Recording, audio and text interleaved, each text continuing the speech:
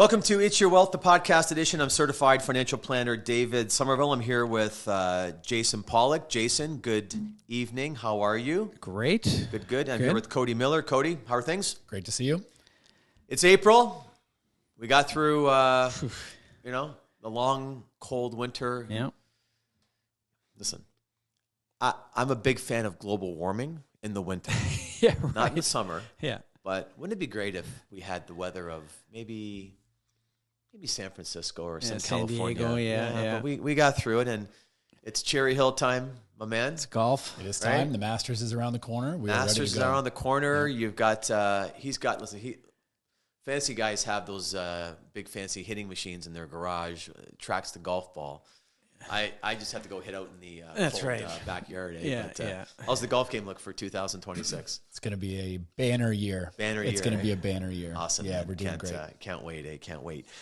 Speaking of banner years, it's banner these days for graduating college and university students. So on today's show, we're going to talk about the 10 financial strategies for your newly graduating student. So I have one. He's graduating. Amen. One down, one to go. Yep.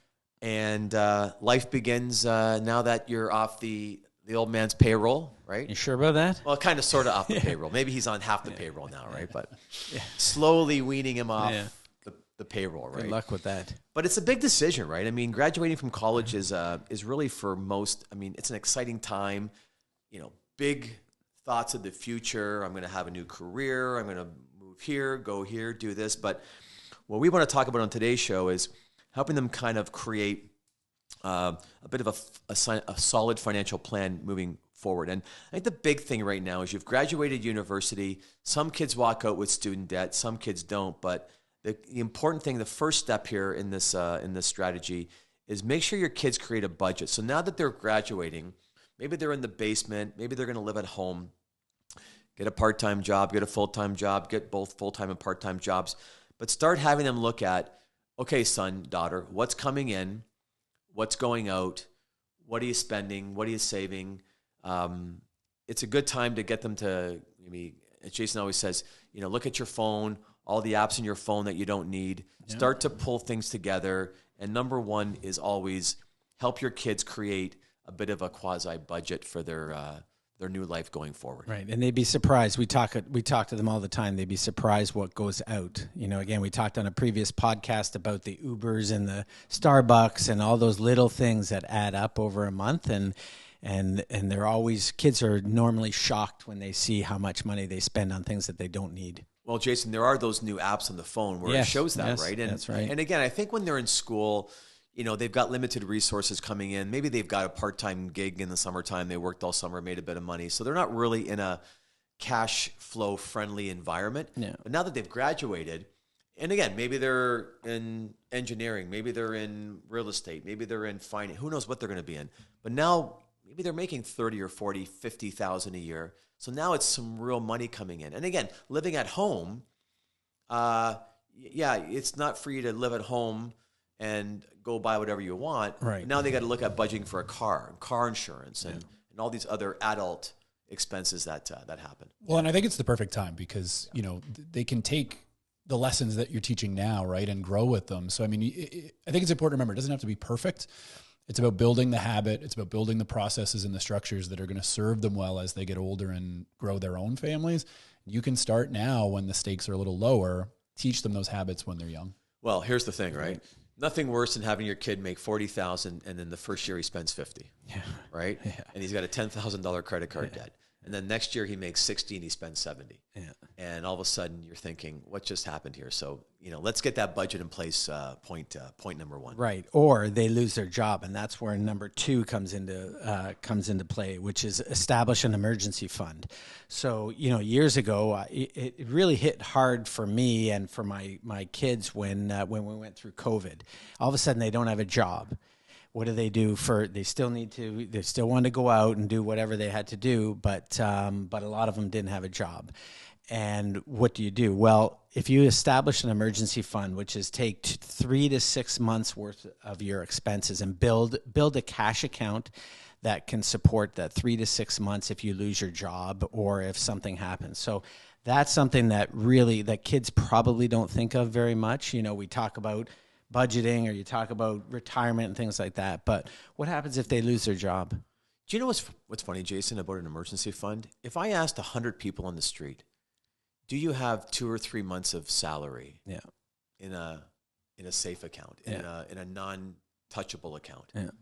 People don't have that. They don't. And, you know, things happen. Yeah. Cars break down. Yeah. Roofs leak. Well, cars break down. Normally it would be, you know, Dad, hey, guess what? Something happened to my car or I need tires or something like that. But now all of a sudden, hey, you're on your own, right? So that's a great point. Yeah. One of the key things I would encourage any new graduate this year to do, and it's something I'm speaking a little bit from personal experience, is understand the student loan debt that you have. If you are coming out of university or college and you have student loan debt, take some time to truly understand the debt. What are your repayment options? What are the interest rates? When do you have to start repaying those loans? You can save yourself a lot of time, a lot of headache, and a lot of money if you spend a little bit of effort and energy now understanding exactly what you've gotten into by taking those loans, and then making a plan to be able to repay them in the most efficient way possible. Well, it's a great point, Cody, because I've had people call me and say, do I pay off my student debt or do I invest the money?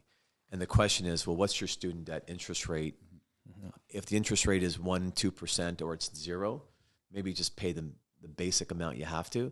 But if the interest rate is 7 or 8%, then of course we want to pay it off right away. The other big thing too is paying off student debt. But what if you've got credit card debt from going to university? You've got to get that credit card debt paid off right away. Yeah, there's no return we can get in the market that's gonna really beat the credit card debt that you're paying. It's a reason why the banks make billions and billions of dollars every quarter. Their money's from the loan industry. Exactly right. Number 4 here on some of the strategies for new graduates is to start to save for retirement. So again, if you've got that job where you're lucky enough to be into a pension plan or you have a chance to put money into a company RSP, especially when they're going to match it, absolutely 100% put as much money as you can. And I get the phone call all the time is I've got a new job. I'm working with this new employer and, you know, there's this group RSP plan or a group pension plan, whatever it may be.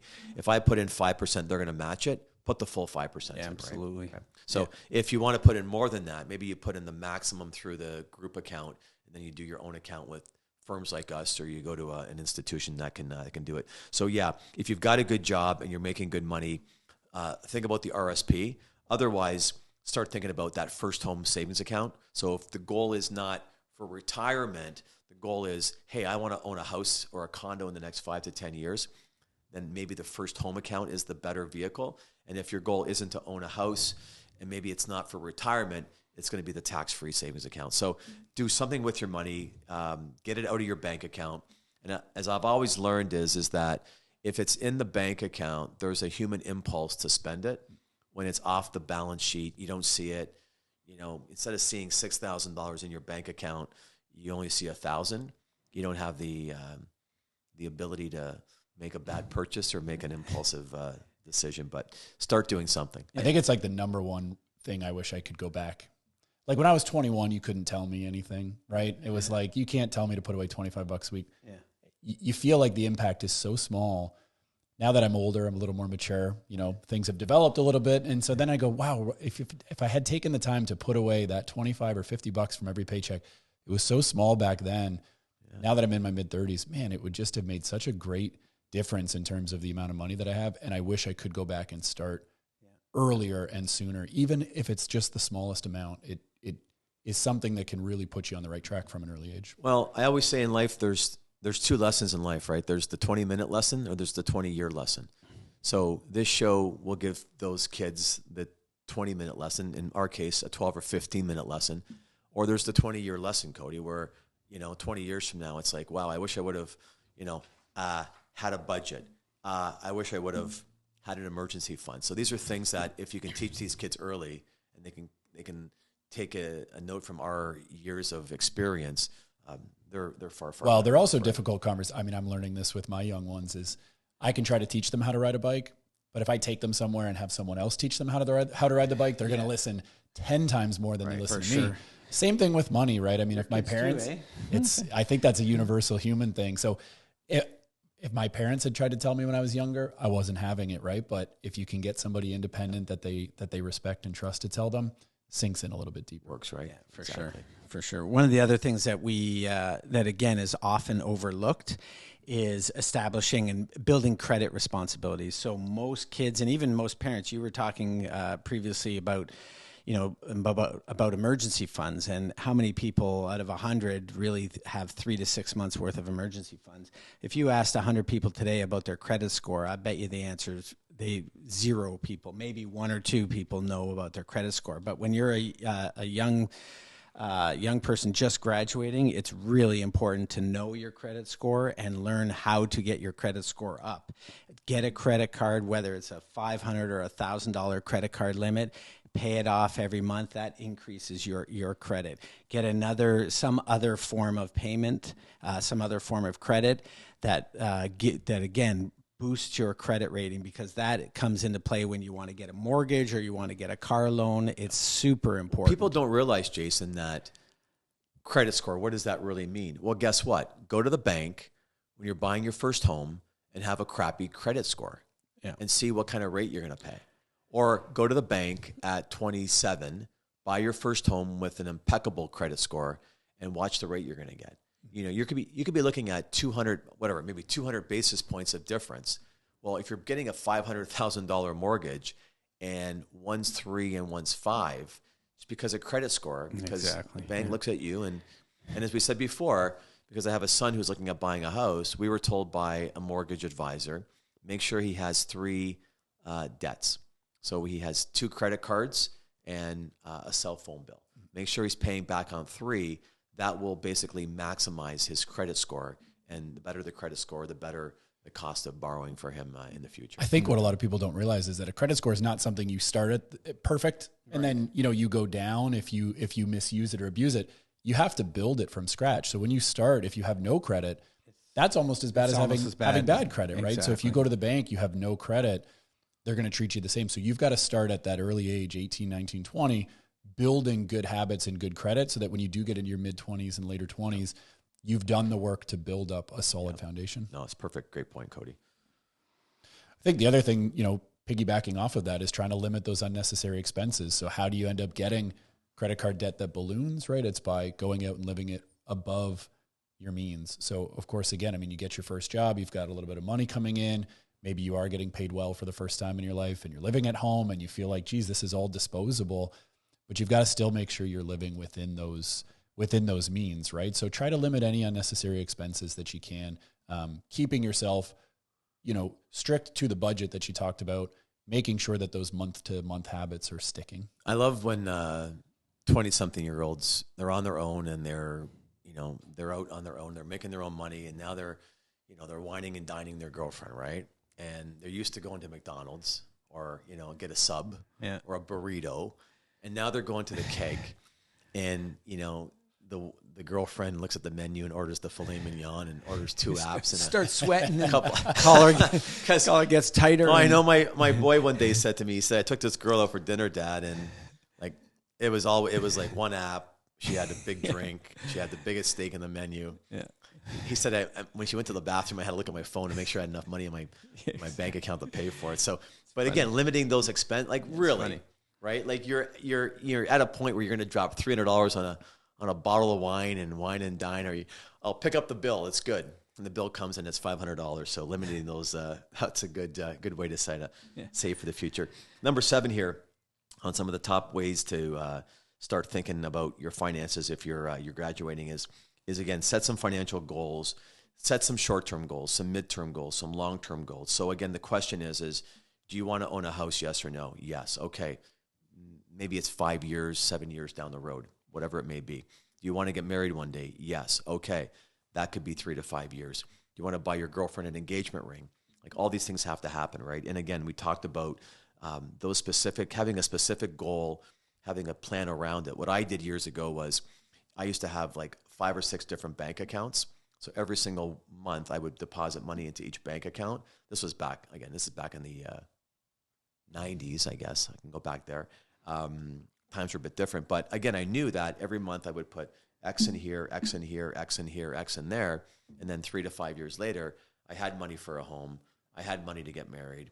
I had money for the wedding ring. Yeah. It wasn't like I had to find it, right? So having a goal, having a plan makes some sense too. What's the saying? If you don't plan to, people don't plan to fail, they fail to plan. Yeah, exactly, right. Exactly. Number 8 on the list is educate yourself about personal finance. So you've just spent X amount of dollars and 3 to 5 years getting a good education, your BA, your BSc, or a college degree, whatever it is, but you know nothing about personal finances. So it's a part of everyday life. So it's something that should have been taught. It's near and dear to my heart. I've always said that the financial literacy should be, should be taught in grade 9, 10, 11 instead of some of these other crazy courses. Right. But take some time out of your day every week. Just learn about personal financing. Learn about investing. Learn about what's compound interest. What's credit? Like, how do I get a better credit score? Taxes, money, mortgages. It is a part of everyday life. And, kids graduate and it's great and they've got a good education, but they're lacking in something that is necessary every single day. And one of the big things too I find is that the apple doesn't fall far from the tree. So when mom and dad are really tight with finances and budgets and goal setting and investing, whatever it may be, you're going to probably have a kid who's been spoken to and been taught that. But when a lot of parents aren't that way, the apple doesn't fall far from the tree. So again, not to pick on your parents, good or bad, but if your parents are financially savvy, maybe you ask mom and dad, how did you do that? And if the parents aren't financially savvy, maybe ask somebody else for some help or direction. Yeah, agreed. Yeah. One of the other things I would really encourage you to do is consider insurance needs. So everybody's familiar with sort of the main ones, right? If you're at this age and you have a vehicle, you've got auto insurance, right? So that's something you pay every month to protect your asset. You're protecting your vehicle. Now you're getting into the stage of your life where you have to start thinking about things like health insurance, life insurance, disability, critical illness, especially if you're in a specialized field. So if you've gone through, now you're finished your education, you've gone into a field, let's say where you're working with your hands or where you have to be physically capable, do you have critical illness insurance or health benefits that are going to sustain you if something happens to you and you can't work? The other thing we talk about a lot with life insurance is only going to get more expensive the older you get. That's right. So this is your opportunity to understand what your insurance needs would be and start to consider what types of things you want to put in place moving forward. Well, you look at insurance, Cody, even like cash value life insurance, I told this to my son, is that it's the best emergency fund in the world, right? You put the money in, it's always accessible, it never goes down, it only goes up. You can get your hands on it in 2 to 3 days, so it's not at your fingertips where you can just use it when you're out at the mall and you want to buy a fancy something or other. You've got the insurance component. So you start looking at a cash value insurance policy. And again, a lot of folks will say cash value insurance isn't the greatest investment. It's not the greatest investment. It's not designed for that. It's designed to be safe, secure, liquid, accessible, and it works, right? So I don't care what people call it, what people say about it. If it works, it works, right? And the last key thing here on the tips for those that are graduating and heading into the world of life is, again, have a good network and seek some mentorship. So again, build your professional relationships. I always say to my kids is your net worth is a reflection of your network. So for those out there, look at the 4 or 5 or 6 friends around you. Look at what they're doing or not doing. You will become one of them. If your 5 or 6 friends are all motivated, ambitious, successful, savings, doing investing, putting money away for the future, thinking big picture, you'll become part of that hub.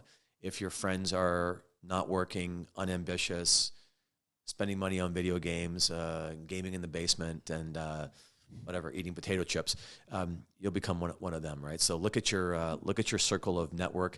Attend maybe again workshops or investment seminars, podcasting. Like build your network and talk to professionals in all areas that interest you. But the bottom line, I think, is that when you're starting out your life, you've got a clean slate. It's brand new. You've got no baggage.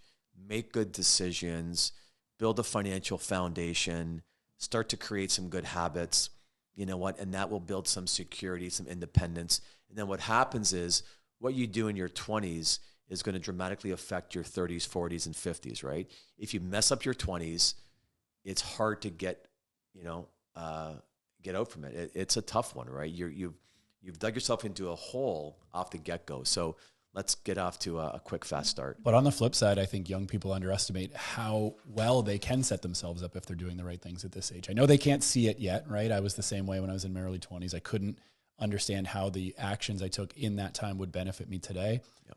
Now I'm here, right? I'm in my mid-30s, and I understand all those things I could have been doing. Yep. You're right. You can really put yourself in a difficult spot.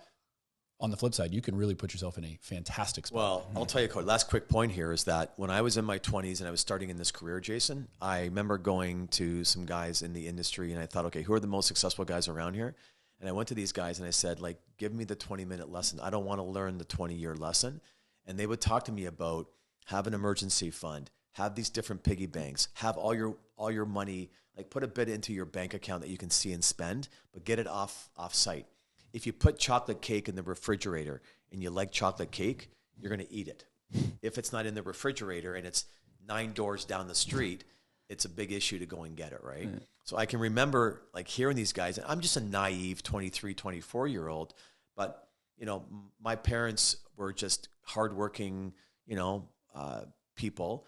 And I thought, man, if I talk to these really high-end people, I'll get the best of. And I got the best of, and I took their best ideas and I used them. I'm that type of person who's like, okay, just do it, right? Mm-hmm. And I did it, and you realize 5 or 10 years into it, you're like, wow, this actually works. And then you build that muscle, right? So you lift the weight, the muscle builds, and you want bigger muscles, right? So you just keep building and designing better habits, right? So hopefully it's some good content for those out there. Good luck for those that are graduating. Congratulations after, I don't know, grade school and high school and university and college. Now it's time where the rubber hits the road and it's go time, right? I've got one graduating kindergarten here in a couple of months. Ooh, so we're at the very forefront. Kindergarten, right? Yep. So, and you know what? In the flash time. of whatever. Enjoy it now. Yeah, it comes. You'll blink and they'll be quick, 25, right? Yeah, when those two girls are in university, he's complaining about writing 2 checks for university. We'll have. I can't wait to play this episode. We'll have a good laugh. Cody Miller, thanks again. Great seeing you as always. We'll see you in the golf course this month. Jason Pollock, again, thanks again. And for those out there, don't forget, It's Your Wealth, the podcast. We're on the Apple Network, we're on Spotify, and we're on YouTube. Like us, share us, and hopefully this content can help some friends in your small circle. But until next time, have a great month, and we'll see you in 30 days.